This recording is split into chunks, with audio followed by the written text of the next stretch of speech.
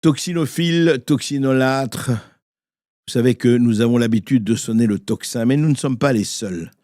Sonner le tocsin, il faut des personnes, des hommes, des femmes qui savent ce dont ils parlent, ce dont elles parlent, et qui connaissent le terrain, qu'ils explorent, qui ne sont pas des spécialistes du général et des généraux de n'importe quelle spécialisation.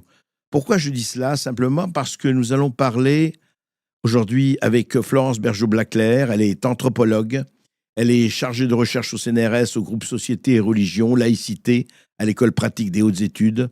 Elle est fondatrice et présidente du Centre européen de recherche et d'information sur le frérisme. Et justement, elle est l'auteur d'un livre qui a fait beaucoup de bruit et à juste titre, Le frérisme et ses réseaux, l'enquête, aux éditions Odile Jacob. Bonjour, Florence Bergeau-Blaclair. Bonjour, monsieur. Bonjour. Alors justement, je voudrais parler de cela. Je voudrais qu'on prenne le temps, et on prendra le temps, de dire au fond, quand vous parlez du frérisme, évidemment, vous évoquez les frères musulmans, et puis vous évoquez un mouvement qui, effectivement, s'est avancé très longtemps masqué, et puis aujourd'hui, qui, je rappelle, qui date de 1928, c'est-à-dire pratiquement un siècle, et qui aujourd'hui, effectivement, éclate au grand jour. Je veux dire par là qu'il n'y a plus, même eux-mêmes ne se sentent plus la nécessité d'avancer masqué. Et j'en veux pour preuve un rapport qui s'appelle le rapport Couillette-Courtade, qui n'est pas encore resté, qui est encore secret, en tout cas pour certains, qui a été commandé par le président Macron au ministre de l'Intérieur, à l'époque Gérald Darmanin, en 2024. Et ce rapport Couillette-Courtade dresse une cartographie de la confrérie et en fait rejoint tout à fait ce que vous disiez, vous, 1 an avant, 2 ans avant presque, dans votre livre. Alors, je voudrais d'abord savoir, quand vous parlez, parce qu'il faut bien que nos auditeurs, téléspectateurs comprennent, c'est quoi ce frérisme? Qu'est-ce que c'est? Qu'est-ce que ça veut dire, ce frérisme et ces réseaux? Qu'est-ce que ça représente aujourd'hui? Alors, comme vous l'avez dit, la confrérie des frères musulmans est une confrérie secrète qui est née en 1928, 4 ans après la chute du califat, pour précisément essayer de reconstituer un mouvement islamique qui amènerait en fait l'ensemble de l'humanité vers le califat. Alors aujourd'hui, les frères musulmans sont toujours institutionnalisés en confrérie secrète. Par contre, on les connaît mieux. On le connaît mieux, alors en raison des différents travaux. On peut dire que le premier qui a essayé de les décrire, c'est Gilles Kepel, dans un ouvrage très important qui s'appelle Les banlieues de l'islam, qui sort en 1992, je crois. Oui. Et puis, il y a eu un peu une traversée du désert des sciences sociales, puisqu'on n'a pas du tout étudié le phénomène ailleurs que dans les pays musulmans. Alors c'est vrai que la confrérie a fait l'objet de très nombreux travaux, très nombreux articles, surtout dans le monde anglo-saxon, et quand il portait sur les pays musulmans. Quand, en revanche, il porte sur la situation européenne, il y a très peu de travaux. Il y a de très bons travaux de lanceurs d'alerte. Par exemple, je pense à Mohamed Louisi, en France, qui a fait un travail de défrichage essentiel. Mais il manquait peut-être quelque chose de construit, comme nous savons le faire à l'université. Moi, j'ai essayé, dans ce livre, Le frérisme et ses réseaux, de compléter l'approche qui avait été faite par Lorenzo Vidino, un chercheur américain qui avait décrit les institutions fréristes en Europe, essayer pour ma part de comprendre comment ils pensent, ce qu'ils veulent, comment ils agissent, etc. Donc ça a aidé bien sûr des informations qui étaient collectées par les différents services de renseignement de la République, et il y en a beaucoup. J'ai cru comprendre, pour avoir présenté mon travail un petit peu avant la sortie de mon livre, donc en 2022, à ces différents services de renseignement. Je suis fonctionnaire du CNRS, donc il est tout à fait normal que je diffuse les résultats de mes recherches, et j'ai cru comprendre qu'il trouvait des grilles d'analyse très pertinentes par rapport aux informations qu'il possédait. Donc il n'est pas surprenant qu'à l'arrivée, c'est-à-dire 2 ans après, quand le président Macron a donné cette mission à deux hauts fonctionnaires. Oui, un ambassadeur et un préfet, oui. voilà, un ambassadeur Gouillette et le préfet Courtade, qu'on retrouve en fait dans ce rapport d'information des éléments très précis que j'ai décrits. Alors, Absolument. par contre, moi, je n'ai pas du tout connaissance de ce rapport. J'ai été auditionnée en tout premier, mais je n'ai pas du tout connaissance du contenu de ce rapport. On m'a pas... Oui, alors justement, Florence Bergeau-Blaquière, moi, je voudrais revenir à une phrase que vous venez de prononcer. Quand vous dites, parce que ça paraît comme ça un peu énorme, quand vous dites que depuis le début, donc depuis 1928 ou presque, avec tous les écrits, vous dites que l'idée quand même, c'est de faire, ce n'est pas un projet pour le monde arabe ou pour le Moyen-Orient, c'est un projet pour le monde, c'est-à-dire que le monde devrait être sous l'obédience de la charia et des enseignements des frères musulmans. C'est vraiment un projet planétaire. C'est un projet planétaire et dès le départ d'ailleurs, c'est conçu par Hassan el-Banna comme un projet planétaire. Après, il y a des différences, des nuances selon les écoles, selon l'évolution du mouvement, Oui. sur la méthodologie et sur les priorités. Donc, au départ, avec Hassan el-Banna, la priorité, c'est bien sûr l'Égypte et le monde musulman. C'est celui-là qu'il faut faire réunir selon les volontés, si on veut, de Dieu par son prophète, et essayer donc d'abord de constituer des califats, on peut dire, dans le monde musulman, et ensuite s'étendre au-delà. Et puis, l'histoire va les amener à changer un petit peu leur projet, à s'adapter aux nouvelles donnes.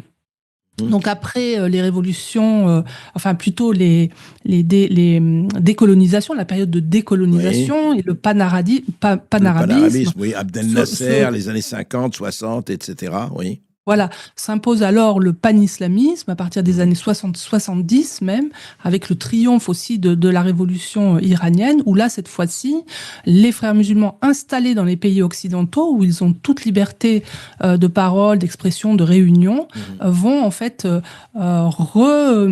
réorienter leurs priorités vers plutôt les sociétés riches, les sociétés apaisées, pacifiées. Oui. Et donc changer un peu leur méthode. C'est-à-dire que ce n'est plus le djihad violent qu'on utilise dans les pays musulmans contre les régimes autoritaires. Oui. C'est une technique beaucoup plus douce qui est la technique de l'entrisme, de l'infiltration, empruntée en partie à des autres traditions politiques comme le trotskisme. C'est ça, j'allais vous dire que c'est assez paradoxal et intéressant.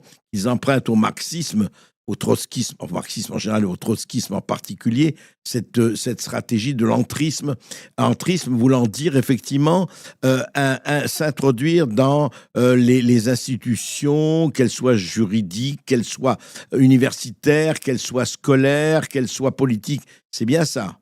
C'est ça, en suivant des programmes assez bien pensés dès les années 1970, quand ils décident qu'ils vont rester sur le sol européen et non pas repartir vers les pays musulmans comme ils le pensaient initialement, puisque au départ ils étaient là comme réfugiés ou comme étudiants venus parfaire leur formation. Ouais. À partir du moment où ils décident de rester en Europe, ils vont travailler différemment, travailler par plan. C'est pour ça que dans mon ouvrage, je décris cette vision particulière qu'ils veulent imposer au monde, cette identité suprémaciste et ce plan pour obtenir, enfin pour réaliser plutôt cette prophétie califale. Et c'est évidemment la dimension du plan qui avait été complètement écartée par les sciences sociales, parce qu'on ne voulait pas toucher à quelque chose qui paraissait complotiste. Et en fait, on passait, à mon avis, à côté du sujet. Ce n'est pas du tout un complot, c'est ce que veut Dieu. Oui, c'est une volonté divine, il faut le dire, c'est ça. C'est une volonté divine, et toutes les grandes religions ont cette conception-là de l'avancée en fait dans le temps, du futur. Bon, mais chez les frères musulmans, c'est très très important de suivre des plans. Tout est fait en plan en fait, et on a découvert un certain nombre de plans secrets qui sont intéressants, mais en fait, quand on lit la littérature des frères musulmans, il n'y a pas besoin de se référer aux plans secrets, puisqu'ils ont toujours annoncé ce qu'ils allaient faire. Oui, c'est ça. C'est-à-dire que quiconque, ce que vous dites d'ailleurs, quiconque lit la littérature de Hassan el-Banna et puis Sayed Qutb et tous les autres, disent très bien, écoutez, nous, voilà, ce que nous voulons, c'est cela, et ils n'ont jamais caché, enfin, il n'y a pas de... il n'y a pas d'opacité là-dessus. Et Non. justement, quand on dit ceci, vous savez, on le dit dans l'entourage notamment du ministre de l'Intérieur actuel et autres, on dit ceci, le risque pour la cohésion nationale est encore plus puissant avec les frères musulmans qu'avec les frérismes, qu'avec le séparatisme salafiste qui vise, lui, à créer de petites enclaves islamistes.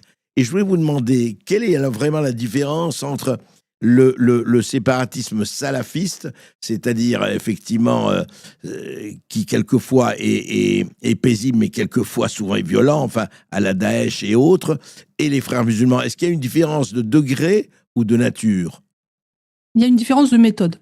de méthode? Pour moi, d'ailleurs, les salafistes qui sont présents en Europe, ce sont des frérots salafistes.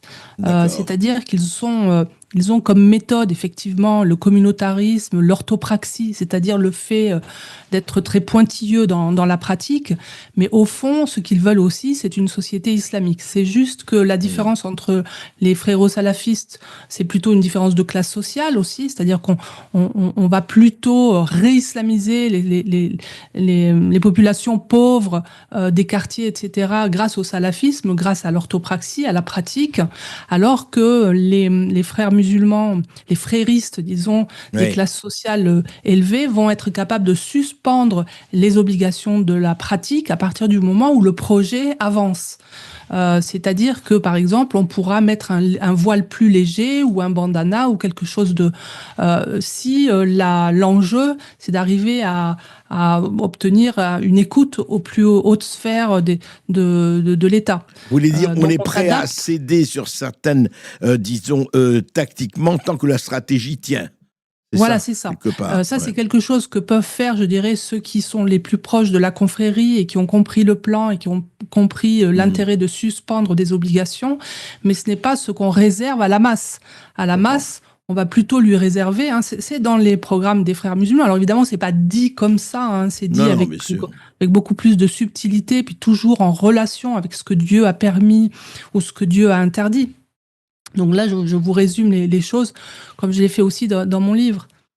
Mais Mais justement, quand vous dites cela, est-ce que pour eux, c'est quelque chose... Oui, justement, je voulais vous parler de ça par rapport à la stratégie pratique. Et au fond, que ce soit à partir de Hassan el-Banna, mais bien après, ces opérations, ce but peut prendre, et ça n'a aucune importance, des dizaines d'années, voire des cinquantaines d'années. C'est pas important. C'est-à-dire, le temps ne fait rien à l'affaire, le temps ne compte pas, ou le temps compte. le temps ne compte pas puisque Dieu a dit que de toute façon c'était la voie à atteindre.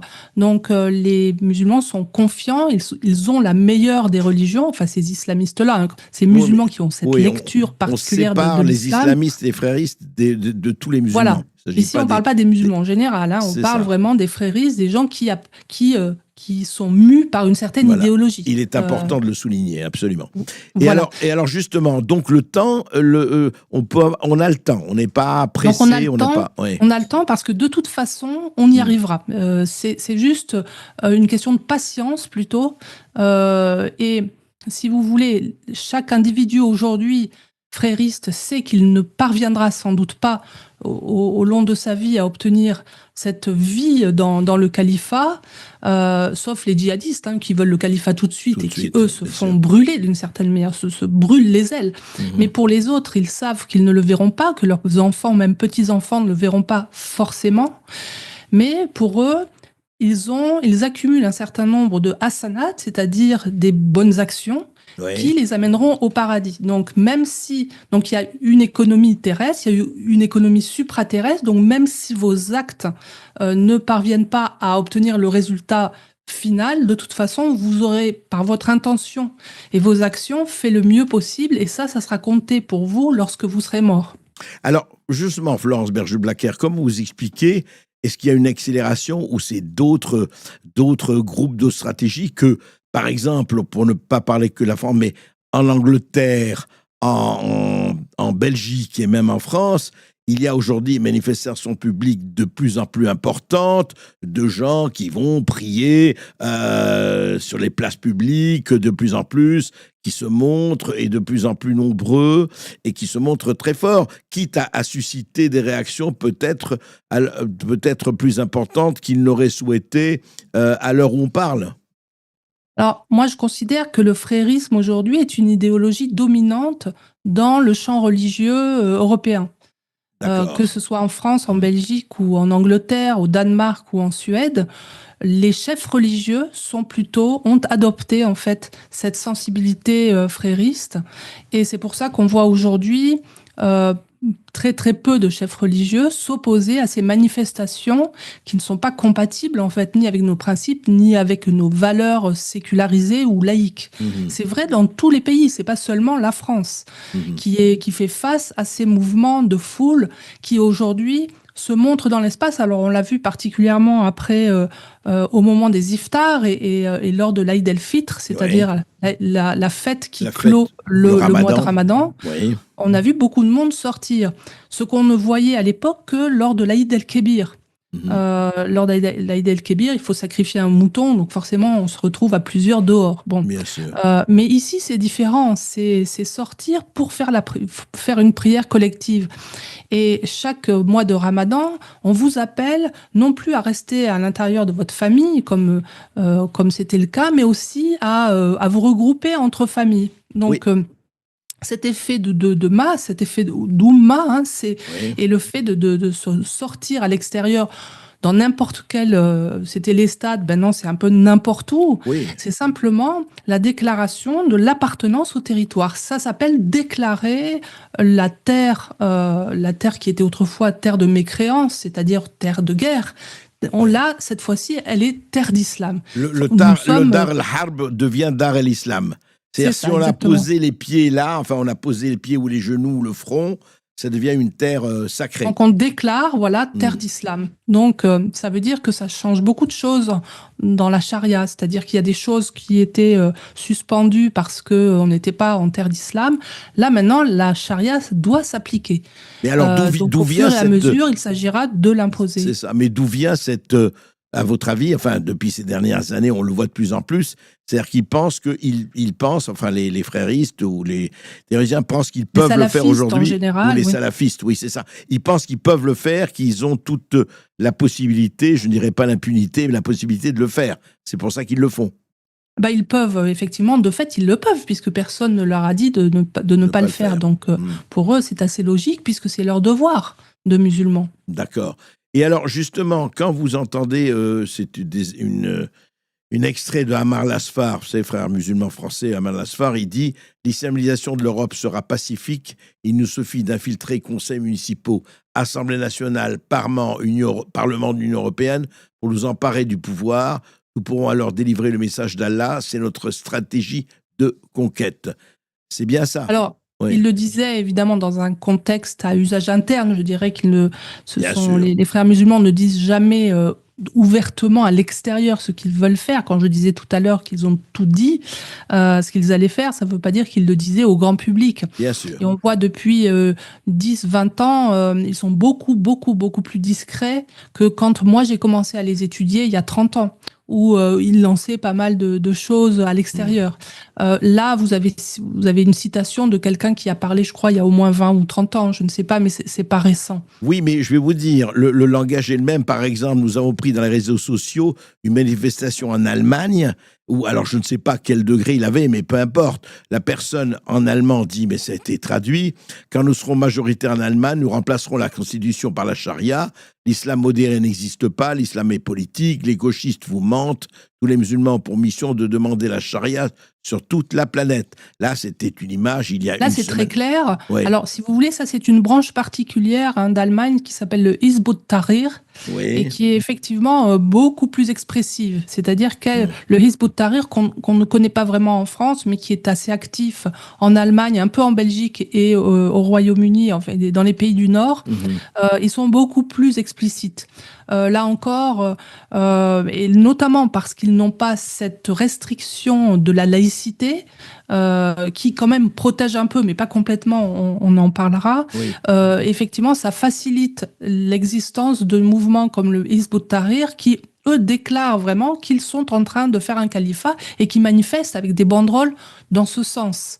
Mais c'est quand même, c'est pas la méthode des fréristes, en tout cas telle qu'on la connaît en France, où ils sont beaucoup plus discrets, beaucoup mieux adaptés en fait. Qu'est-ce qui fait la différence? C'est que Hizb ut-Tahrir peut manifester même avec des banderoles de Daesh ou équivalentes. On va rien leur dire, alors qu'ici, je pense que ça poserait quand même des problèmes. Donc ici, ça s'adapte au contexte laïque. Alors Donc, on les voit moins, mais ça ne veut pas dire qu'ils sont moins efficaces. c'est ça. Donc ce n'est pas une mutation des frères musulmans, je voulais dire. Non, pas Par du tout. rapport Ce à sont juste Tahrir. des adaptations au contexte, puisque les frères ont cette spécialité d'être des salafis, pas des salafistes, des salafis qui s'adaptent au texte et au contexte. C'est ça, par rapport à l'environnement, etc. Alors justement, parlons un peu de... Parce que, encore une fois, tous ceux qui... je parle d'un temps que, évidemment, les moins de 20 ans ou les moins de 30 ans ou 40 ans ne peuvent pas connaître. Mais quand même, quelques décennies, c'est pas grand-chose. On regarde l'histoire, c'est un ciment et on voit quand même l'extraordinaire quand même avancé de ces idéologies, je dirais, plus que cette religion. Et est-ce que ça a été parce que l'Union européenne en général, la France en particulier et tous les autres, c'est quoi? On fermait les yeux de peur de passer pour raciste ou facho et compagnie. Qu'est-ce qui fait que depuis des décennies, tout ça était là, tout ça se voyait, et qu'est-ce qui fait que on a fermé les yeux, je ne parlerai même pas de SOS racisme et autres, et qu'aujourd'hui, quelques gens se réveillent, écarquillent les yeux en disant « mais qu'est-ce que c'est que ça? Qu'est-ce qui se passe? On ne comprend pas, on n'a pas voulu ça. » Je parle pour certains, je ne parle pas pour les alliés objectifs et autres, mais qu'est-ce qui a fait que vraiment on a fermé les yeux, on n'a pas voulu voir électoralisme, laxisme, impunité, lâcheté, c'est quoi? Alors vous avez dit tout à l'heure, c'est une idéologie, c'est pas une religion. Bah si, justement, c'est une idéologie religieuse. Et le fait d'avoir considéré que c'était en fait du politique au prétexte du religieux, ça nous a beaucoup freinés. C'est-à-dire que ça, au lieu de considérer en fait ce que c'est-à-dire une mission religieuse véritablement ancrée dans le religieux, qui pense économie terrestre, économie supraterrestre, qui pense califat, des choses comme ça qui nous échappent en tant que individus de société séculière, ça nous a fait perdre beaucoup de temps. En fait, on ne les prenait pas au sérieux.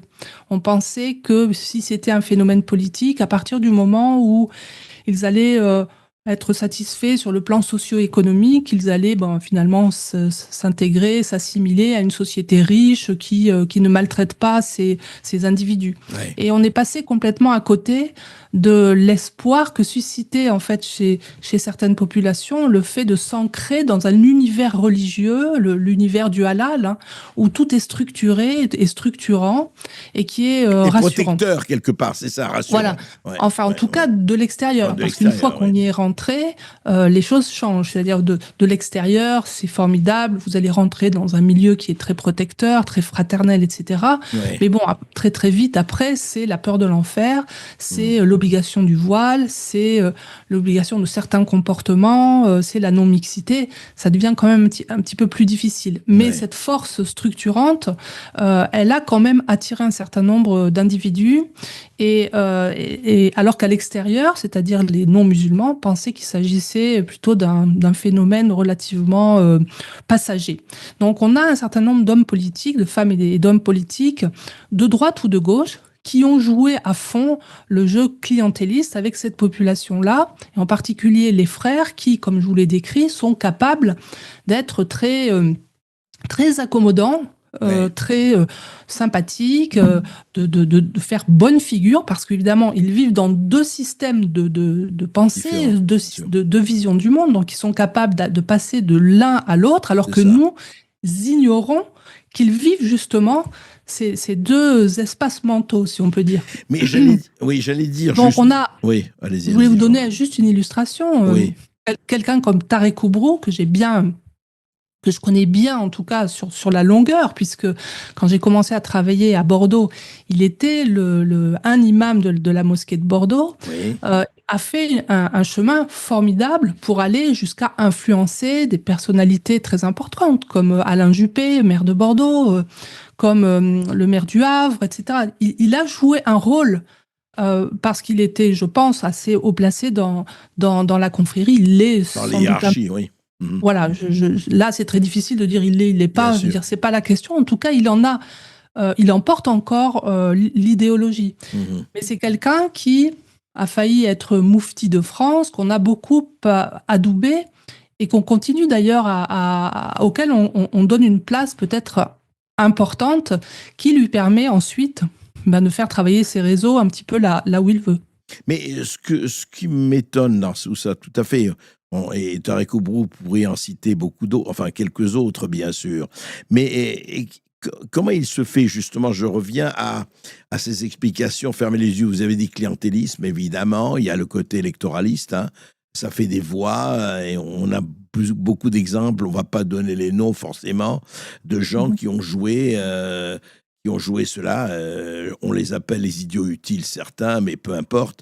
En tout cas, ça a été joué. Mais je voudrais savoir comment ça se fait, vous connaissez ça au moins aussi bien que moi, que quand il y a eu, et ça date de 89, hein, donc plus de 35 ans aujourd'hui, l'affaire du foulard de Creil, vous vous rappelez, ces 3 personnes tout à fait organisées qui sont rentrées avec des voiles, et je ne vais pas raconter toute l'histoire, le recteur, enfin le proviseur qui voulait arrêter cela, Lionel Jospin, ministre de l'Éducation nationale, qui a envoyé au Conseil d'État en bottant en touche, etc. On a dit, bon, écoutez, chacun fait ce qu'il veut, je schématise et je résume, mais au fond, ça date d'il y a 35 ans, et puis après, je dirais, les vannes se sont ouvertes, ou bien c'était, et ça a continué comme si de rien n'était, jusqu'à une date très récente où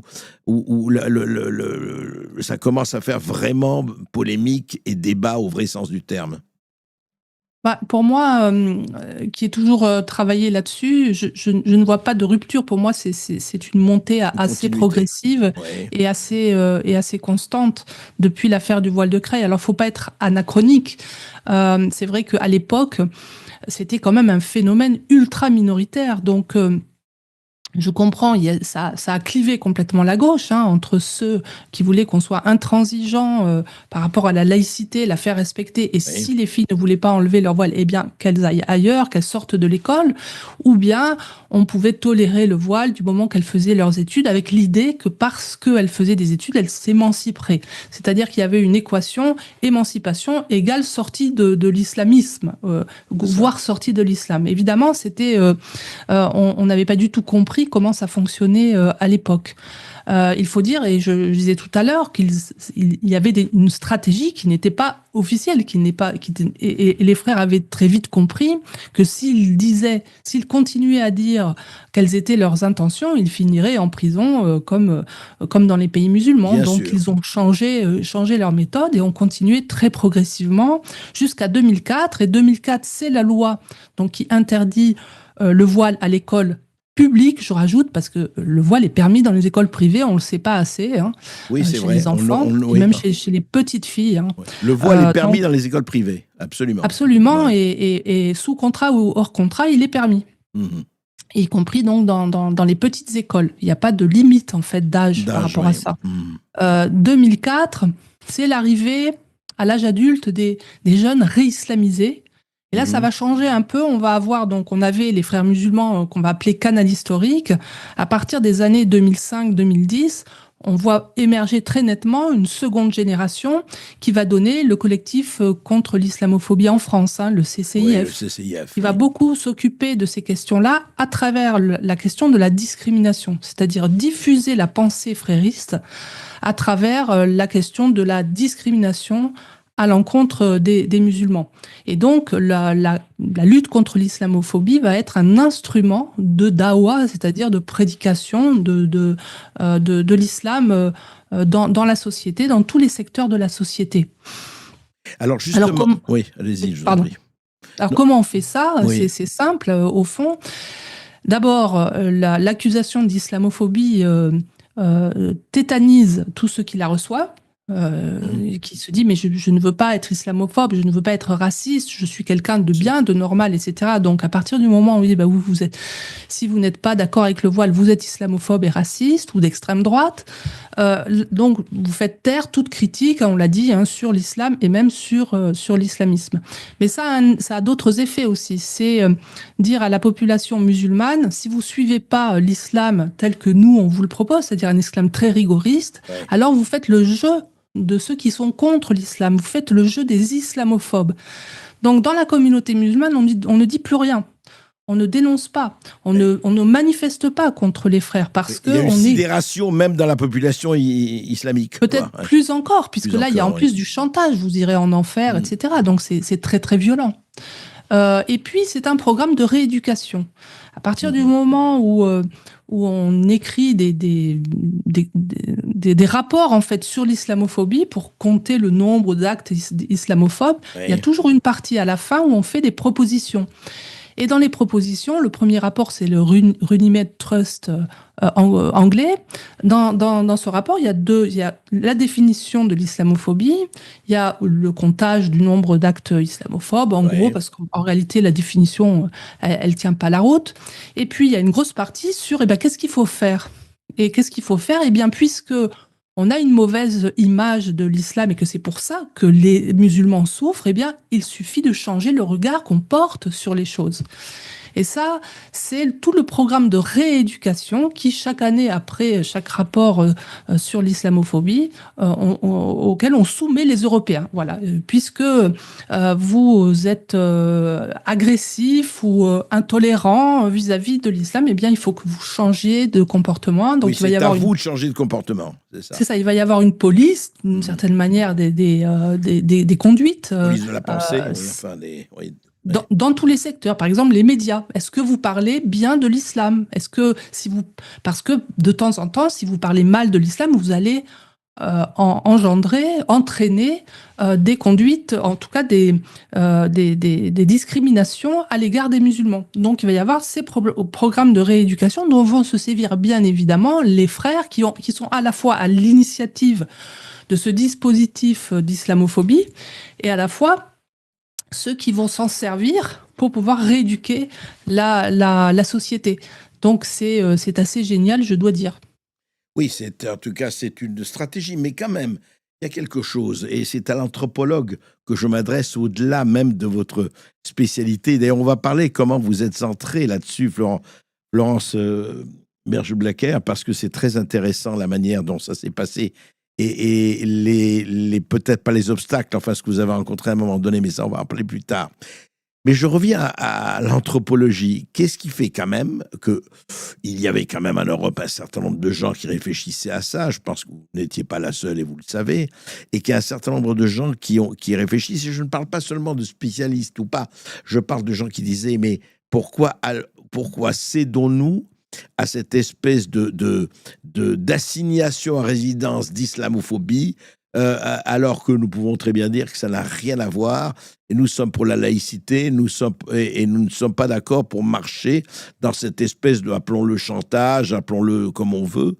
Qu'est-ce qui fait que la résistance a été très moindre, a été tellement minime? C'est vraiment la peur de passer pour justement un raciste, etc., discriminant. C'est quoi? Qu'est-ce qui a joué? En fait, pas seulement, c'est que vous risquez votre carrière, vous risquez votre réputation dans la famille, dans votre quartier. En fait, c'est ne pas être d'accord avec la doxa qui explique que l'islam est toujours une religion de paix. Quand vous voyez des actes qui sont produits au nom de l'islam et qui sont clairement des actes de guerre, si vous n'allez pas dans ce que Rémi Brague appelle cette islamophilie, eh bien, vous le payez très cher. Ce n'est pas seulement, d'ailleurs, l'impression d'être raciste ou, enfin, en tout cas, une accusation personnelle qui vous est lancée. C'est tout un système qui vous exclut parce que vous assimile à l'extrême droite et ça coûte très cher, vous le savez dans les médias. Et donc, vous m'avez dit Est-ce qu'on Ouais. était nombreux? On n'était vraiment pas du tout nombreux à s'inquiéter de cette chose-là sur l'avancée des études en sciences sociales sur l'islam. Mhm. Au contraire, les sciences sociales, à partir des années, dès les années 95, dès la sortie du Runnymede Trust, se ruent justement sur cette question de l'islamophobie. Et la presque totalité des études sur la sociologie de l'islam en Europe sont remplacées par des sociologies sur la discrimination des Sur musulmans, sur l'islamophobie. l'islamophobie, Ouais. et vont nourrir un nombre impressionnant d'études De qui ne thèse, trouvent jamais etc. rien. Ouais. Et donc, on relance, puisqu'on n'a pas de résultats, on relance des études et ça chaque année. Moi, depuis que j'ai commencé, donc début des années 92, je crois, quand je fais mes premiers pas sur le terrain, je vais immédiatement chercher quelles sont les études sur la pratique islamique en France. Et Je n'en trouve pas. C'est vrai que ça fait pas très longtemps que l'islam est présent, mais vous pourrez chercher, vous ne trouverez aucune étude sur la pratique des musulmans de grande ampleur, hein, je veux dire avec ouais, des vrais ouais. échantillonnages, etc. Il n'y en a jamais eu en dehors des sondages. Il n'y en a jamais eu. C'est quand même tout à fait étonnant. Ouais, c'est enfin, en tout cas très significatif de ce qui se passe. Alors, justement, Parce qu'on a peur des résultats. C'est ça le problème, c'est mais la que peur, la peur, pardon, Florence Bergeau-Blacker, la peur existait à ce stade-là. Quand vous dites, non, je reviens là-dessus, quand vous dites, ah oui, mais on avait peur, quoi, attendez, on n'était pas en France en 90 condamné socialement, condamné carrière. Pourquoi? C'était au niveau de la hiérarchie universitaire ou de la hiérarchie politique, etc., qu'on était condamné si on osait. Ah oui, on était tout de suite Le oui, Pen, etc. vous étiez exclu et vous n'aviez pas de possibilité de financer vos recherches. Moi, D'accord. j'ai toujours autofinancé mes recherches, enfin, cherché des financements pour mes recherches. Donc, j'en ai trouvé plutôt dans les ministères, dans la Commission européenne, etc. Mais je n'ai jamais eu aucun financement, ni du ministère de la Recherche, ni du CNRS. Même si j'ai D'accord. été recrutée à un moment donné, je n'ai jamais eu de financement de leur Jamais. part. Jamais. Alors, Jamais, alors jamais. justement, je Donc voulais... c'est ça. Ouais, Après, ça veut ouais. dire quoi? Vous ne pouvez pas faire carrière. Et puis, quand vous avez réussi un peu à passer à travers les mailles du filet, ce qui est mon cas, eh bien, très rapidement, je me suis aperçue que je ne pouvais pas avoir d'étudiants parce que je ne pouvais pas leur permettre d'avoir des bourses de recherche ou de faire carrière dans le métier. D'accord. Oui, c'est ça. C'est-à-dire qu'il y avait une espèce de mort sociale, enfin, entre guillemets, bien sûr, entre guillemets, de mort sociale ou de mort universitaire parce que c'était la doxa, il ne fallait pas qu'on touche à... Voilà, c'est ça. Ouais, Et c'est pas qu'en France, hein, je veux bien préciser que ouais, ça a touché l'Union européenne entièrement, les bourses de la Commission, les bourses de recherche. Moi, j'ai été chercher des bourses de recherche au niveau des vétérinaires, donc en dehors des sciences ouais. sociales, sinon parce que je travaillais sur le marché halal qui m'a permis de travailler sur la norme islamique. Mais sans cela, je n'aurais jamais pu travailler comme je l'ai fait. Mais c'est... Ouais, c'est quand même... il faut rappeler ça parce que c'est assez hallucinant, enfin, c'est assez étonnant. Et dites-moi, juste... Et c'est toujours le cas, hein, C'est toujours ça le n'a pas cas. changé malheureusement. Mais dites-moi, et les politiques et la soi-disant élite qui n'étaient pas forcés, qui n'étaient pas dans le, je dirais, dans le, comment j'appelle ça, dans l'igloo universitaire ou dans le refuge universitaire et qui ne dépendaient pas de cela, de la recherche, de la carrière, etc., eux aussi étaient tétanisés? Alors, il y en a qui sont sortis hein, du moule universitaire. Je pense à Alexandre Delval, par exemple, qui était passé par Oui, l'IREMAM, qui était oui, connu pour être un laboratoire très proche des frères musulmans.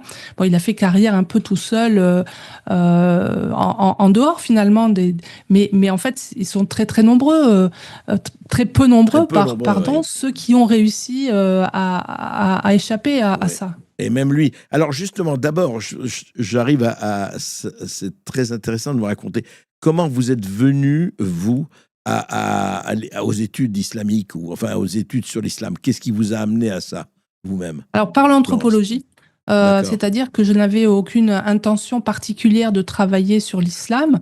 Et c'est par l'anthropologie en 1992. Alors pour vous situer, c'était 3 ans après l'affaire des foulards de Creil, dont vous avez D'accord, parlé. oui. Et moi, à l'époque, j'avais pas la télé, j'avais pas du tout suivi cette affaire-là. Et puis j'en avais eu quelques échos, voilà, au début des années 92. J'étais étudiante en anthropologie. J'ai choisi de travailler sur ce sujet parce que je D'accord. me disais, tiens, c'est étrange, on n'a pas donné la parole à ces femmes. Ce qui généralement, et c'est vrai, il n'y avait pas de documentation là-dessus. Donc je suis allée dans la mosquée de mon quartier. J'habitais le quartier Saint-Michel à Bordeaux à l'époque. Oui. Je vais à la mosquée El Houda et là je rencontre les sœurs musulmanes qui vont m'accueillir à bras ouverts, vraiment me faire aller partout où elles allaient. C'était formidable. Moi j'étais anthropologue, donc mon travail c'était de faire de l'observation participante, c'est-à-dire de participer puis d'écrire. Bien sûr. Et j'avais eu une carrière d'informaticienne avant, donc je n'étais pas une jeune étudiante. J'avais déjà un peu de réflexion, etc. Et je m'étais appuyée sur les travaux de Jeanne Favré-Saada, elle avait travaillé sur la sorcellerie dans le bocage normand, donc Oui, tout à fait. rien à voir, mais qui avait beaucoup réfléchi justement à la façon dont on pouvait réfléchir sur sa propre collecte de données et puis réfléchir à la situation de communication du chercheur. D'accord. Comment on allait l'utiliser pour interpréter nos données. Bon, je ne vais pas rentrer dans des choses trop techniques, mais du coup, j'étais très réflexive. C'est-à-dire que vous aviez l'outil non de seulement, réflexion, la conscience de, absolument. voilà, D'accord. non seulement La je méthode. prenais des notes sur ce que je voyais, mais j'étais très attentive aux interactions avec les sœurs. Pourquoi est-ce qu'elles voulaient me faire ça? Pourquoi est-ce qu'elles m'amenaient là, etc. Je ne gobais pas, hein, comme on dit. Et ça m'a beaucoup servi à m'apercevoir que bien sûr elles voulaient me convertir, mais ça m'apparaissait presque naturel vu la ferveur dans laquelle elles vivaient. Mais elles voulaient aussi me convertir à cette idéologie que j'ai rapidement identifiée comme celle des frères musulmans, tout simplement parce qu'elle m'amenait dans les cercles religieux. On apprenait Hassan el-Banna, Saïd Qutb, Youssef el-Qaradawi et tous ces influenceurs, ces penseurs des frères musulmans. Donc vous avez baigné dans le milieu. Voilà, c'est ça. J'ai baigné dans le milieu pendant plusieurs mois, pendant presque un an, et j'apprenais l'arabe. Je faisais tout ce qu'il fallait faire pour être intégrée, puisque c'était mon travail d'anthropologue. Donc elle pensait que je voulais m'intégrer dans la communauté, et moi je voulais m'intégrer pour faire mon travail d'anthropologue. Et évidemment, elles ont eu à un moment donné des attentes plus importantes que ce que j'étais capable de donner, puisque je ne voulais pas me convertir. Évidemment, pour moi, c'était pas dans ma tête. Et là, comme ça ne répondait plus, eh bien, elles m'ont éjecté, si on peut dire, elles m'ont évacué du terrain. Et là, comment ça s'est passé? Est-ce que ça s'est passé progressivement? En quelques semaines, j'avais plus accès. Vous n'avez plus accès. Quand elles ont vu que vous n'étiez pas dans la conversion, voilà. D'accord. Et donc j'ai quand même beaucoup travaillé. Assez brutalement, pardon, ça s'est passé assez brutalement ou de façon assez feutrée ou progressivement? Les deux. C'était feutré et brutal, c'est-à-dire que c'était sans bruit, sans que personne ne me dise quoi que ce soit. Les rendez-vous étaient manqués, les gens n'arrivaient pas. Ce que j'avais prévu, tout mon agenda était bousculé, ça marchait plus, quoi. Rien n'allait. Au bout d'un an, à peu près. Là, c'était à peu près au bout d'un an, oui. Une fois que j'avais travaillé, quand même. Un an, c'est long, hein, dans ce milieu-là. Oui, et bien sûr. Et donc, on coupait les ponts, en quelque sorte. Et donc, ils ont coupé les ponts, mais non seulement avec la mosquée et les sœurs musulmanes, mais aussi tout le quartier. Et ça allait jusqu'à Senon, Lormont. Je n'arrivais plus, en fait, à parler avec les familles, sauf quelques personnes, mais qui étaient vraiment périphériques, en fait, à cette communauté. Et donc, je me suis demandé pourquoi, jusqu'à ce qu'on m'explique qu'en fait, un bruit courait que je travaillais pour la police.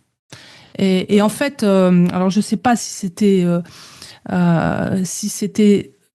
délibéré, bien sûr, de faire courir ce bruit, mais est-ce qu'ils le croyaient vraiment? Peut-être, puisqu'ils pensaient que j'allais me convertir. Pour eux, c'était naturel, vu ma démarche. Et que décidément, je ne me convertissais pas et que je ramenais de l'information, ils se disaient, c'est qu'elle travaille pour la police. Ils savaient que vous étiez anthropologue et tu es anthropologie vous l'avez dit. Oui, à l'époque, on avait une éthique oui, bien sûr, je disais tout ce que je faisais. Oui, vous n'avanciez pas, évidemment, vous n'avanciez pas masqué. Vous n'avanciez pas masqué, c'est ça que je veux dire. Non, pas du tout, pas du tout. D'accord. Et donc, alors, ce qui s'est passé à ce moment-là, vous, OK, il a coupé les ponts, et vous, vous avez continué, évidemment, à travailler sur ce sujet, Alors, et j'ai plus que jamais. continué, je me suis réorientée en fait vers l'étude du marché halal, qui était absolument passionnante. C'était l'époque où les boucheries halal, c'était les années 90, 95, 16, 17, poussaient comme des champignons. Il y en avait partout dans le quartier. J'étais partie à peu près 92, il y en avait 3. Et puis 4 ans plus tard, il y en avait 18. Et donc, Toujours la c'était région de intéressant Bordeaux, de... enfin, côté, dans le Bordelais, À Bordeaux, ouais, à c'était Bordeaux. au Ah, centre, toujours quartier Saint-Michel de Bordeaux. Et d'accord. donc, je me suis demandé pourquoi. Donc, j'ai été visiter tous les abattoirs, j'ai suivi les chaînes, j'étais là tout le temps, euh, partout pour essayer de comprendre comment on fabriquait la viande halal. Et je me suis aperçue que même le dispositif de normalisation de la chaîne du halal avait été créé en fait, avait été créé dans les années 1980, que avant cela, le marché halal n'existait pas. C'est ce qui D'accord. m'a conduit à écrire donc ce livre qui s'appelle Le Oui. marché halal ou l'invention d'une tradition. Entre-temps, j'ai fait aussi d'autres choses parce que je n'arrivais pas en fait à faire financer mes recherches sur le halal. Ouais. Côté vétérinaire, ça marchait, mais dès que je voulais un petit peu toucher à la sociologie, à l'anthropologie, je n'arrivais Ça marchait pas. Et pas, oui. j'avais beaucoup. Chaque fois que je ramenais des résultats, on me disait vraiment tu vires à l'extrême droite. Et sur le Ah oui. halal, c'était ça. Et à Toucher au s'intéresser à marché ces halal, sujets, c'était c'était virer à l'extrême forcément droite. Oui, d'accord. oui, oui, c'est ça. C'était des Voilà. sujets, mais comme l'islam et l'islamisme en Europe si vous travaillez sur ce sujet, vous êtes immédiatement assimilé à tel ou tel personnage politique, à telle ou telle tendance, même si vous le faites absolument en dehors de tout ça. Ouais. Et alors, donc, vous avez continué. Alors, vous êtes allé dans le marché halal, étudier le marché halal. Effectivement, vous avez sorti ce livre, tout à fait.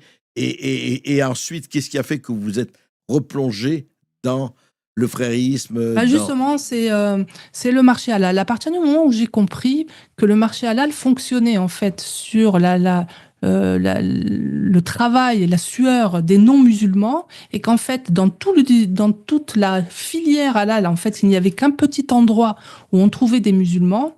Donc, mais tout le travail était fait par les producteurs, les chevillards, les oui, agriculteurs, etc. Je me suis dit, mais qu'est-ce que c'est que ce système-là? Et c'est ça qui m'a fait penser, en fait, j'ai commencé à identifier donc les agences de certification, les agences de consommateurs musulmans, les agences de marketing. Donc, très peu de personnes oui. pour mettre en marche une machine industrielle à fabriquer du religieux, Oui, une des objets immense religieux. machine industrielle, oui. Ouais. Voilà, et j'ai transposé cette idée Mm. et ça a donné le frérisme. Je ne savais pas que j'allais travailler là-dessus. Ça m'a été, Oui, euh, ça a été un prolongement naturel du marché halal. Et c'est là que, en étudiant vraiment les textes, je me suis dit, ah d'accord, en fait, ça fait partie d'un plan beaucoup plus large. Et mm. puis d'une conception de soi suprémaciste. Et puis d'une vision du monde qui consiste à inculquer à chaque enfant ce pourquoi il vit. Dans chaque acte ou action qu'il va faire dans sa vie, il les dédiera à Dieu. Et c'est cette grande, c'est ça la dawa, c'est ça le djihad. La C'est pas forcément le prédication. djihad violent, c'est aussi Non, un djihad un djihad des sur âmes, soi presque, enfin pour de la avancer vers. conscience. Ouais, ouais. Et c'est là où on vous a traité de complotiste, bien sûr. Alors, c'est quand j'ai parlé de cette dimension du plan, de Ouais. la visée, qu'effectivement, là, ça a créé Mm. un espèce d'émoi, presque dans l'université, puisque les premiers qui ont commencé à porter des attaques assez virulentes contre moi dès la sortie de mon livre début 2023, ça a été à l'université, Ah avec ouais. des arguments, ne le lisez surtout pas. Hein, c'est comme ça qu'on Ah règle des ouais. questions. C'est Parfois, à intéressant. Au nom l'université, de la, c'est ne je croyais lisez que pas. l'université, le sang de la liberté d'expression. Enfin, je croyais, hein, naïvement. Ça, pas forcément de la liberté d'expression, c'est malheureusement le reflet de la société Oui, entière, je mais sais bien. par contre, du débat. Normalement, on ne produit de la science, on ne produit de la connaissance que dans le débat. Ben, on est bien Il faut d'accord. confronter ses idées. Moi, je me plains souvent de ne pas pouvoir débattre. Je n'avance pas assez vite si je ne peux pas débattre et C'est- défendre mes idées ou les remettre en question. Bien sûr. Et là, malheureusement, ça a été les insultes, les exclusions, les accusations incessante d'appartenir à l'extrême droite, ce qui est vraiment pénible. Les accusations de racisme, moins, les accusations d'islamophobie tout le temps.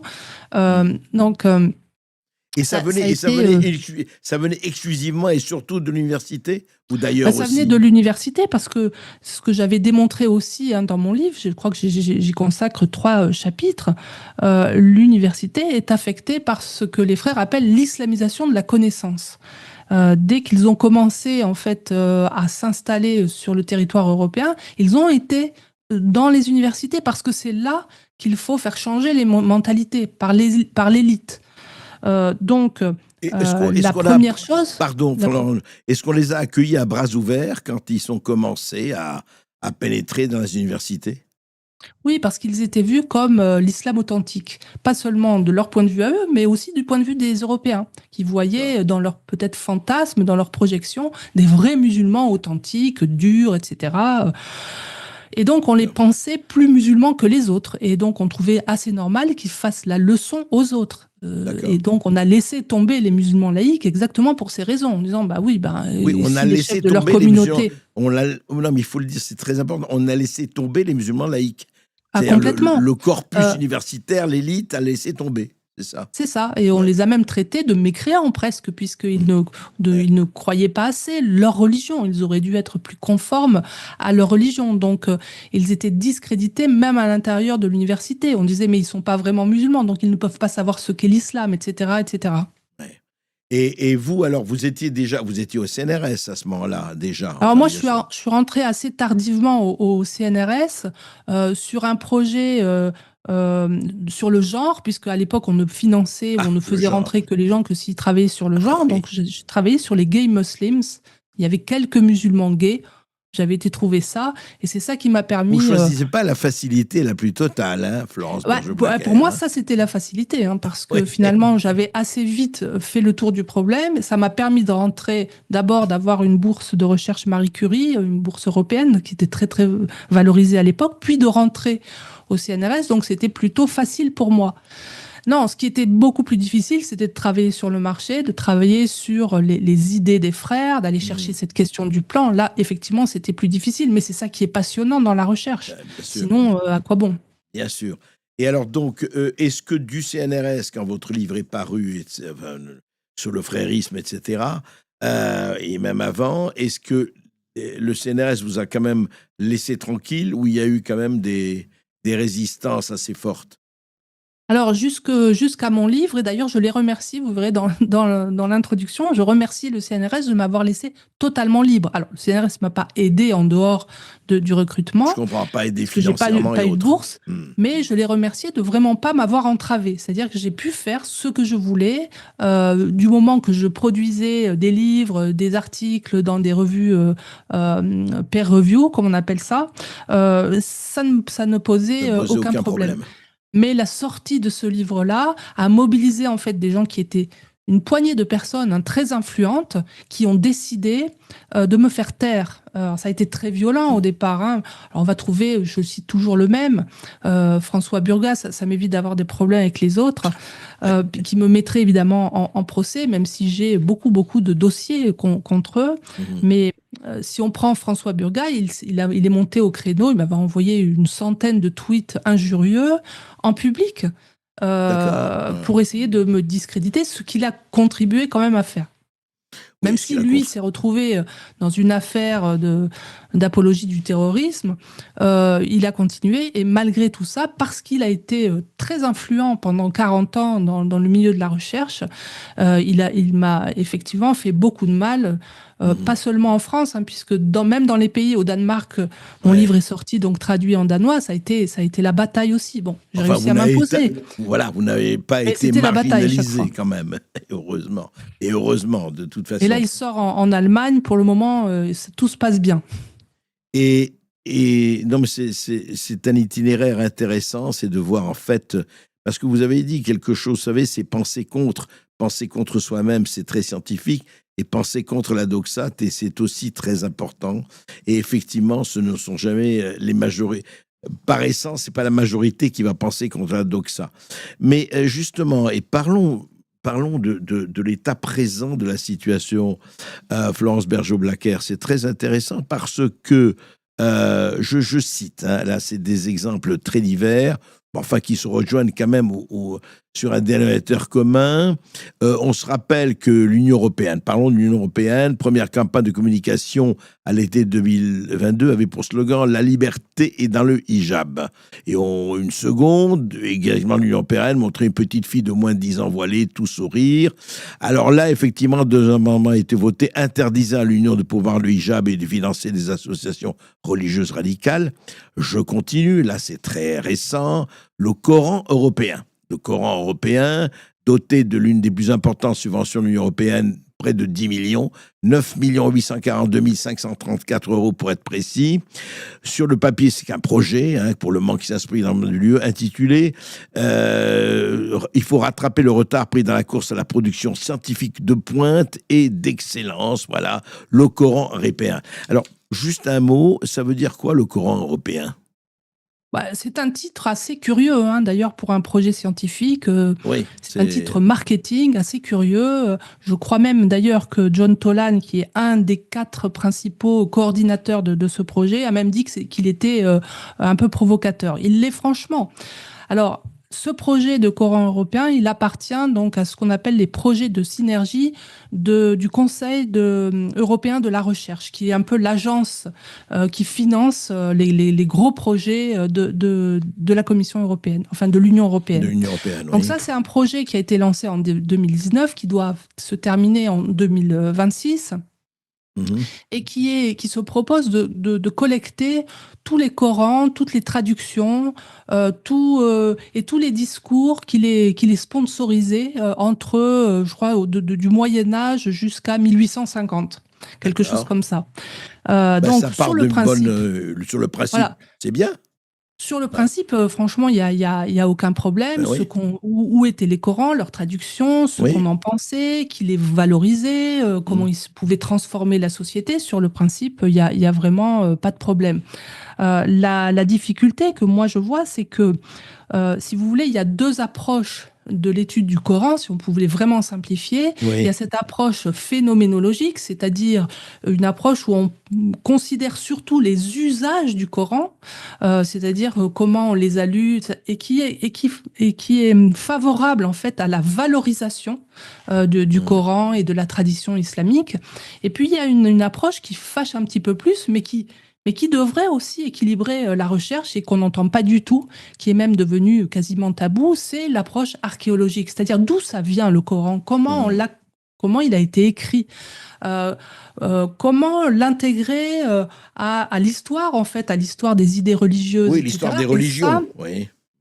Et ça fâche beaucoup plus. Or, ça déséquilibre la recherche. Si vous ne prenez qu'un objet scientifique, et que vous en étudiez seulement les usages, mais que vous n'étudiez pas leur construction propre, vous déséquilibrez la connaissance sur ce sujet et vous allez favoriser l'approche, ce qu'on appelle apologétique, c'est-à-dire qui la met en valeur de façon positive et qui va bien sûr aller plutôt dans le sens des religieux et aussi en particulier des frères musulmans qui, eux, ont une approche qui veulent institutionnaliser un islam européen. Parce que, pourquoi un islam européen, comme un Coran européen ? Parce qu'ils ne font pas la différence entre le politique et le religieux. Pour eux, ça forme un tout. L'islam français, c'est pareil, c'est une invention des frères musulmans, c'est pas une invention de ce qu'il y avait avant. Donc vous voyez, cette approche-là, elle est déséquilibrée. Après, maintenant, si on regarde un peu dans le détail, John Tolan va aussi faire ses conférences chez les frères musulmans ou chez les fréristes. Alors ça pose quand même un problème, parce que là, on voit directement qu'il va leur permettre, en fait, de faire avancer aussi leurs arguments. On voit aussi qu'il y a une personne, enfin une chercheuse de l'université de Danemark, de Copenhague, qui s'appelle Naïma Afif, et qui a traduit un ouvrage des textes d'Hassan el-Banna, donc on ne peut pas dire qu'elle ne connaît pas ce mouvement, et qui est un ouvrage qui est édité par les éditions Tawhid, qui a été créé en fait par les jeunes musulmans de France, c'est-à-dire la section jeunesse des frères musulmans. Donc ça fait quand même un peu beaucoup, vous voyez. Mais alors justement, en fait, parce qu'on pourrait dire d'un côté, juste pour en finir avec ce sujet, qu'on pourrait très bien faire une chose sur l'histoire des Corans, comment elles ont depuis le début, enfin depuis le Moyen-Âge jusqu'à aujourd'hui ou presque, sans que ce soit effectivement dirigé. Après, comme Vous vous avez dites, raison. voilà, et Ah, ça, ce serait formidable. Historiquement, honnêtement, ce serait très bien de connaître l'histoire des Corans qui ont été édités, écrits ou voilà. Mais publiés, il ne faut pas etc. qu'on connaisse que ça. Il faut aussi qu'on connaisse les origines, l'archéologie, au Je comprends, sens, je comprends. vous voyez, parce que ça permet d'équilibrer. Oui, et Sinon, de on va se retrouver contextualiser avec aussi ça. Et alors, sinon justement, on se là, retrouve avec une apologétique hein, de l'islam en Europe. mais justement, sur laquelle on peut avoir un esprit critique, enfin, on l'espère. Mettant l'autre, justement, par rapport à ce dont on a parlé, bon, on va pas revenir sur le voile, beaucoup de choses à dire, vous en avez beaucoup parlé, mais ce qui me frappe aujourd'hui, c'est la sphère politique française, pour ne parler que d'elle. Par exemple, on l'a vu là, c'est très récent, ça date du 9 avril 2025.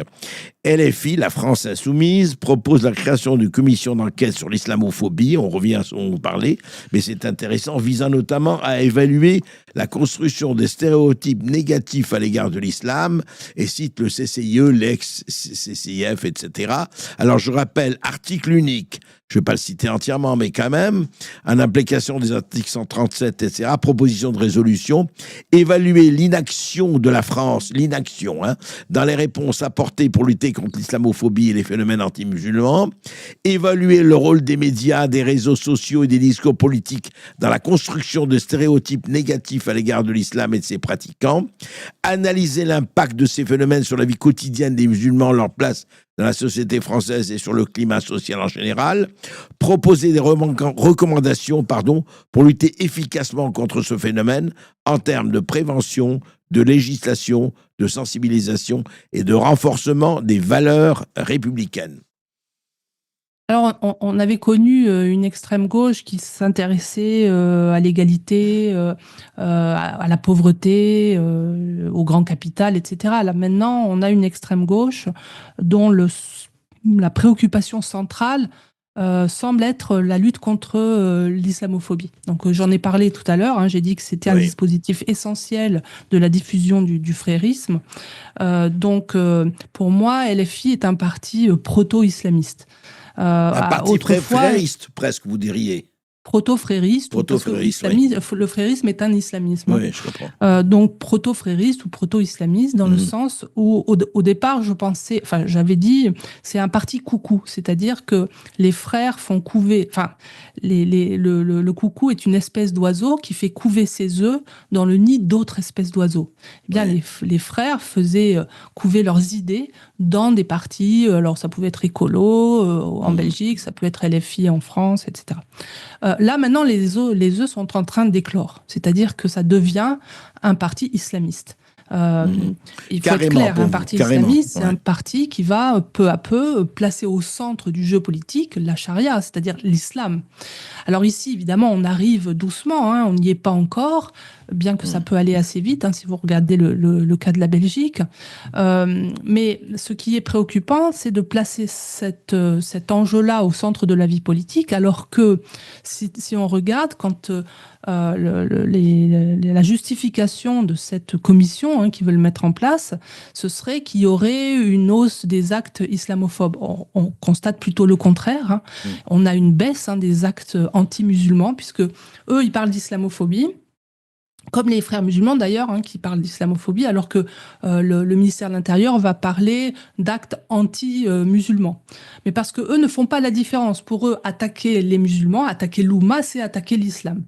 Oui, donc, c'est-à-dire on met la totalité des musulmans dans le même sac, quoi. C'est ça. C'est ça. Et quand vous attaquez l'Oumma, qui est en fait la représentation humaine de l'islam, si on peut dire... Il veut dire la mère en arabe, appelons-le Oumma, oui, bien sûr. Voilà. Donc, le fait de reprendre ce terme utilisé par les frères n'est évidemment pas innocent. Si on regarde aussi le nombre d'actes anti-musulmans, il est bien moindre que celui des actes antisémites, hein. Je crois que c'était 173 faits en 2024, 1560 faits anti-musulmans, 1570 actes antisémites et 770 actes anti-chrétiens.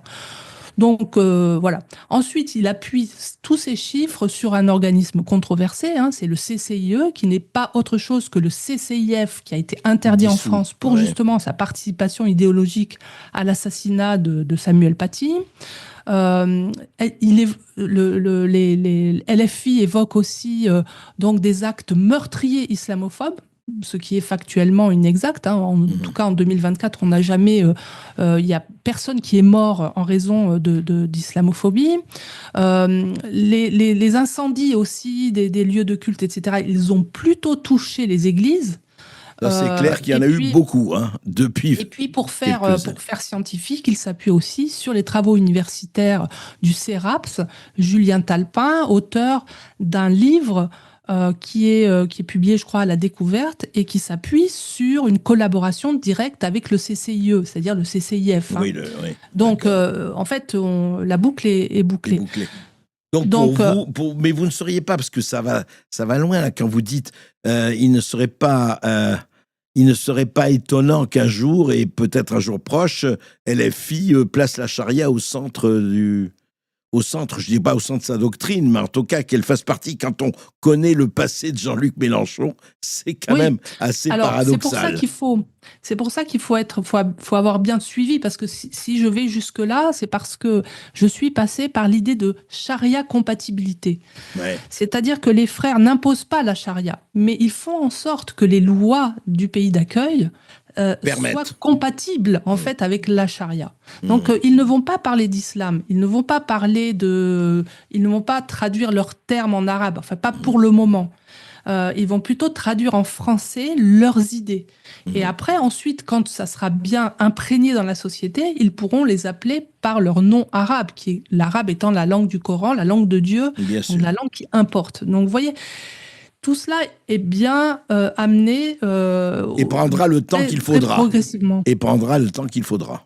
Ils ne sont pas à 5 ans. Nous, malheureusement, on est à 5 ans. Eux, ils sont à plusieurs siècles. Parce que eux, nous pensons élection, et ça joue aussi. Juste, je voudrais vous faire entendre une citation de Michel Houellebecq, je pense qu'il rejoint ce que vous venez de dire, mais qui parle des écologistes. Je vous ferai réagir, Florent. Écoutez ce que dit Michel Houellebecq. Il y a quand même un surcroît de revendicatif de la part des musulmans depuis quelques années. C'est là que ça a dérapé grave. Si on rit avant le dérapage, Par ailleurs, il vous demande de vous opposer avec indignation contre les exactions de l'État d'Israël.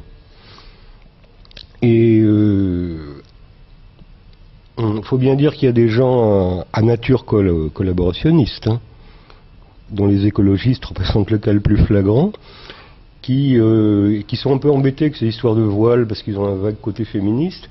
Donc, comme ils ne peuvent pas donner les satisfactions aux musulmans surtout, ils leur donnent satisfaction au moins sur le cas d'Israël en laissant tomber les juifs, quoi. Comportement de collaborationniste. Qu'est-ce que vous en pensez? Est-ce que c'est rapide et schématique, hein? On ne peut pas dire mieux. Bon, c'est un visionnaire, c'est un écrivain, c'est un artiste, c'est quelqu'un qui voit loin. Et dans Soumission, effectivement, il a vu des choses qu'il a écrites. Le fait aussi que François, son personnage principal, soit un universitaire, c'est assez bien vu. Tout cela est très bien vu. L'antisémitisme est nourri aujourd'hui, on le voit par LFI, parce que derrière, comme je le disais, il y a le logiciel frériste, et que chez les frères musulmans, c'est très clairement dit, il faut cultiver la haine des juifs. C'est tout à fait clair. C'est très clairement dit, vous voulez dire c'est extrêmement dit et écrit. Mais vous savez, Youssef El-Kardaoui, qui est le mentor des frères musulmans de France et qui avait sa tribune dans Al Jazeera pendant très longtemps. C'est aussi le mentor du Hamas. Donc ce sont des cousins éloignés. Pas si éloignés que ça d'ailleurs, sur le plan idéologique, mais sur le plan méthodologique, ils ne travaillent pas de la même manière. Mais ils forment une famille, que ce soit le Hamas ou les frères musulmans ici. Après, que l'extrême gauche, parce que là, il parlait des écolos, c'est vrai qu'il y a un peu des écologistes derrière, mais là, on a vu, c'est plutôt, parce que je ne sais pas à quelle époque c'était, ça date un peu, je pense, cet entretien avec Houellebecq. Il n'est pas d'avant-hier, oui. Non, voilà. Il y a quelques années. Donc on a vu depuis le 7 octobre les manifestations, toujours qui viennent de l'université. C'est ce milieu idéologique qui diffuse dans la société, qui diffuse aux médias, qui diffuse à travers la formation de nos élites.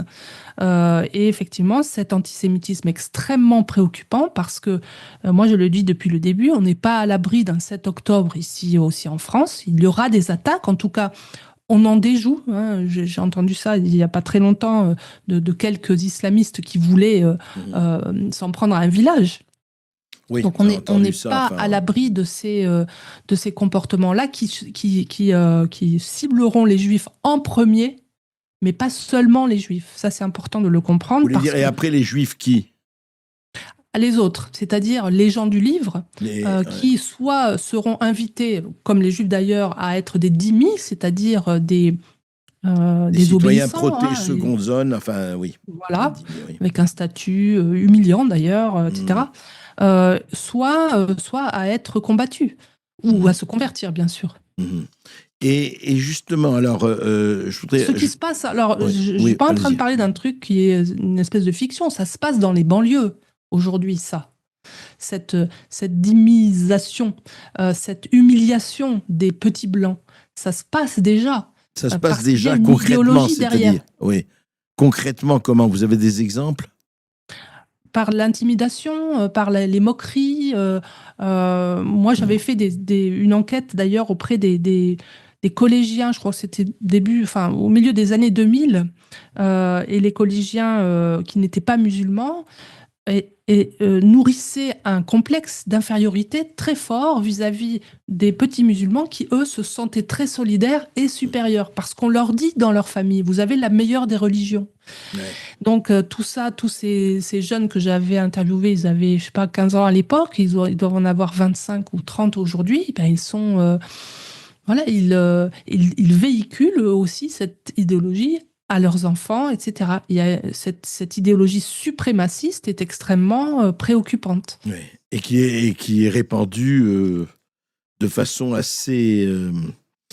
qui est répandue un peu partout, vous voulez dire. Enfin, et qui n'a pas de frein, surtout. C'est-à-dire que vous avez dans la population musulmane des gens qui ne sont pas du tout là-dedans, mais quand ils voient les jeunes, qui, je vous le rappelle, sont 58% à préférer la charia sur les lois de la République. Oui, c'est ce qu'a dit l'Institut Montaigne. Ils savent ce que c'est, la charia. Et ils savent ce que c'est. Ils savent que ça a des conséquences très pratiques.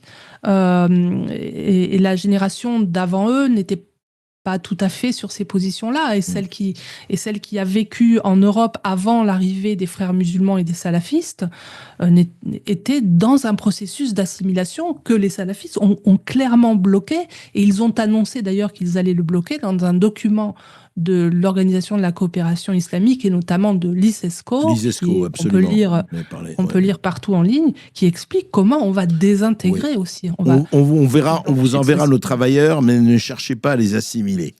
C'était effectivement dans les accords de l'ISESCO dont on a parlé. Florence Berger-Blaclair, je voudrais juste aborder le problème des réseaux sociaux. Quel rôle dans tout ce que vous avez décrit depuis le début de notre entretien et qui est préoccupant, mais vous donnez un certain nombre de faits les faits sont les faits, les faits sont têtus, comme on dit. Les réseaux sociaux jouent un rôle particulier, les TikTok, les Instagram, les Facebook et compagnie. Oui. Alors au début, assez négativement d'ailleurs, parce que ça a été le moyen par lequel ce salafisme qui divise le monde entre halal et haram s'est développé assez vite. Mais au bout d'un moment, ça se retourne. Aujourd'hui, par exemple, les réseaux sociaux donnent de la voix à ceux qu'on appelle les apostats, c'est-à-dire les gens qui sont sortis de l'islam, comme je le rappelle, la majorité des catholiques. hein, qui sont sortis de leur tradition catholique. Oui, les sont musulmans devenus, qui athées. sortent de l'islam, c'est ça, vous parlez. Voilà. Donc les musulmans qui sortent de l'islam, qui n'avaient jusque-là aucune voix, qui étaient menacés au quotidien, hein, dans leur famille, dans leur environnement, là maintenant commencent à donner de la voix, c'est-à-dire commencent à s'exprimer sur les réseaux sociaux, à exister en tant que tel. Et ça, c'est un phénomène qui existe grâce aux réseaux sociaux. Oui. Et si j'ai insisté sur le fait qu'ils sont finalement comme la majorité des Français, c'est que, on le sait, la majorité des catholiques de tradition et qui sont devenus athées ou non-croyants ou agnostiques, on va dire, ils sont passés par un processus en fait de déchristianisation et les musulmans, on leur ôte ce droit-là en leur disant mais si vous êtes déloyaux par rapport à votre communauté. On leur dit ça à l'intérieur de la communauté, mais aussi à l'extérieur. On les traite eux aussi d'extrême droite ou de gens qui font le jeu de l'extrême droite contre l'islam. Oui, avec les mêmes arguments. Encore que, exactement. Encore que Florence Bergula, vous avez remarqué qu'il y a quand même, alors je ne sais pas, on n'est pas chiffré, mais on parle beaucoup depuis quelques mois, voire quelques années, d'un retour au baptême, y compris chez des gens qui n'ont jamais été baptisés. En tout cas, il y a un retour quand même au christianisme en ce moment. Je ne dis pas, alors ça, c'est l'effet de... C'est aussi l'effet... Il y a certainement beaucoup de causes. Je n'ai pas étudié la question, mais il y a un lien évident entre la résurgence de l'islam et celle des autres religions. Ça, à partir du moment où les par réaction, vous voulez dire par réaction un peu c'est-à-dire que par réaction, pas forcément, mais moi, je dirais que c'est à partir des années 2000 que je me suis considérée, enfin qu'on m'a considérée comme chrétienne. Avant, j'étais une personne française, etc. Après, je deviens une chrétienne. Donc, si vous fréquentez des musulmans, vous devenez un chrétien ou un juif ou un je ne sais pas quoi. Vous êtes identifié par rapport à votre tradition religieuse. Assignation à résidence, mais en fait, à un moment donc donné, ça produit des vous effets, l'embrassez. Et oui, vous embrassez votre résidence. En tout cas, Florence Bergeau-Blaquière, je vous remercie de votre lucidité et surtout que vous n'êtes pas en mauvais termes avec les mots. On vous approuve ou on ne vous approuve pas, mais vous dites ce que vous pensez, surtout le résultat de vos recherches. Vous êtes une scientifique. Le frottis de cerveau, comme disait Montaigne, est extrêmement important. Une question, vous vivez tranquille, vous êtes protégé en ce moment ou vous avez besoin d'une couverture policière ? Oui, je suis toujours protégée depuis 2 ans maintenant et heureusement parce que sinon je ne pourrais pas faire toutes les conférences que je me réjouis parce de que vous faire. Avez reçu des menaces, sauf à l'université, malheureusement. Oui, vous avez reçu des menaces, enfin de menaces précises. La protection policière ne vous est donnée que si vous recevez des menaces qui sont examinées par l'UCLAT, qui va donc vous classer et si c'est nécessaire, alors le ministère de l'Intérieur vous octroie une protection policière. Donc c'est mon cas jusqu'à nouvel ordre. Écoutez, j'espère que ce nouvel ordre, bientôt, enfin, c'est vrai que quand on vous écoute, on est, et à juste titre, assez préoccupé par ce qui peut se passer, mais il faut être vigilant, il ne faut pas avoir... Oui, je crois qu'il ne faut pas perdre espoir, surtout. C'est une guerre, de toute façon, qu'on ne pourra pas perdre. Mais je pense que plus on sera nombreux... Pourquoi attendez, excusez-moi, pourquoi vous ne pourrez pas perdre ? On pourrait la perdre. Oui, mais on perdra la démocratie. Oui, non, justement, mais on peut la perdre. Mais donc on n'a pas le droit de le perdre, c'est ça que je veux dire. On ne peut pas, parce que sinon on ne sera plus ce que nous sommes. Donc du coup...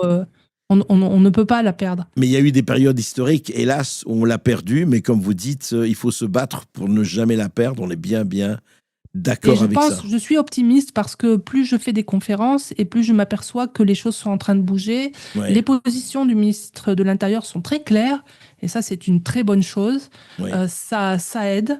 Plus on sera nombreux, moins des gens comme moi seront menacés, plus on pourra parler, mieux ça ira. Merci, Florence Bergeau-Blaquière. Merci à vous, Monsieur Berkoff.